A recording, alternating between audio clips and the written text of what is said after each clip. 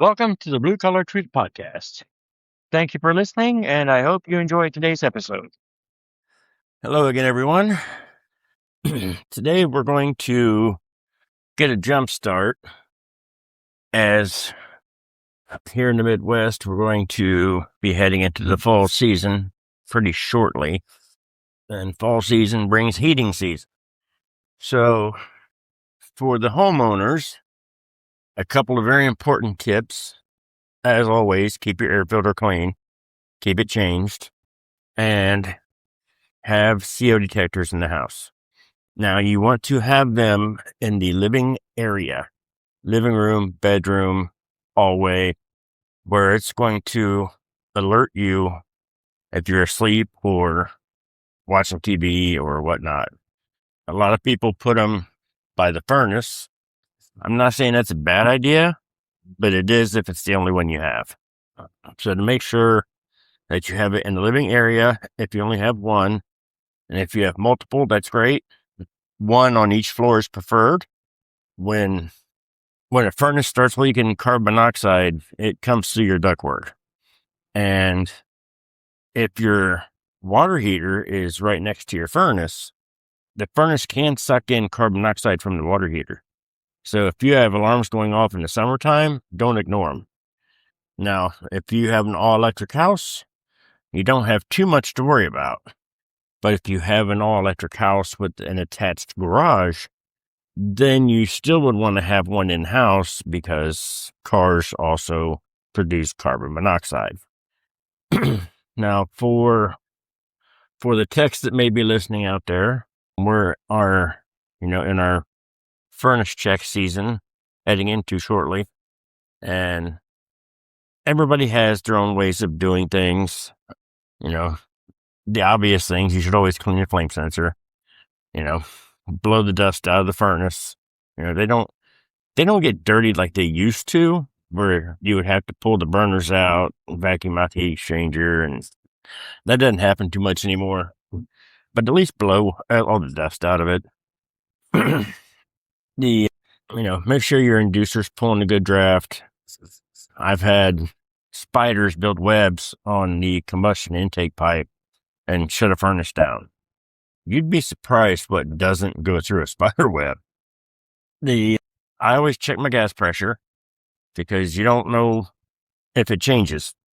The regulator is working off a spring. Springs get weak, even if they're just sitting there.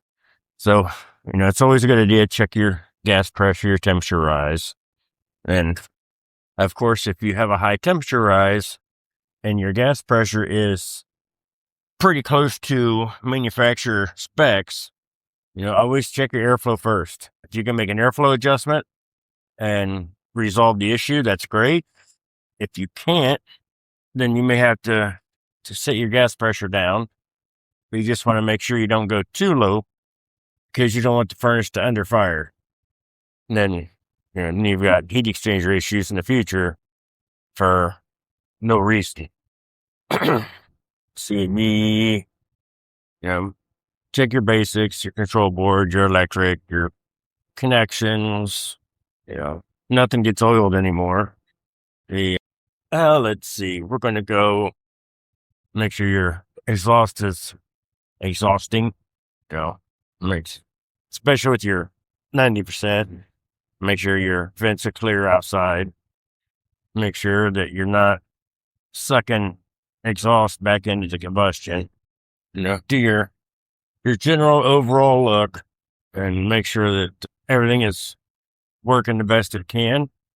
And don't be afraid to make a recommendation to the homeowner to make something better.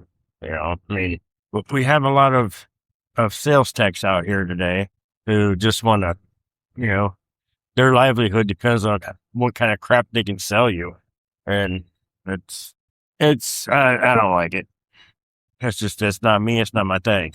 If somebody calls me and they trust me into their home, I'm going to come in and do the best job I can. And and you can't really blame the people, the technicians, because that's the company they work for. That's how they operate. And, some guys get sucked into it because they can, well, I'm going to say they can lie, cheat, and steal because they're going to sell you a $10,000 unit that you don't need. And it don't even cost $10,000. They're going to sell you a $5,000 unit for $10,000 and you don't need it. But anyway, so when you're having service done on your HVAC system, if something seems sketchy, it probably is. So don't be afraid to have a second opinion done. And a lot of companies will do a second opinion for free. And, I know we've done it. And, well, we've gained a lot of customers from it. So there's that. And then I want to wrap this up. And I would just like to mention that we have a new channel that is the Blue Collar Truth Ministries podcast, which is all Jesus all the time.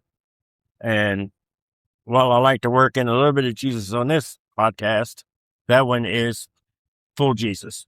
So I would appreciate if you would like the show, and if you would like to leave a comment, that's great.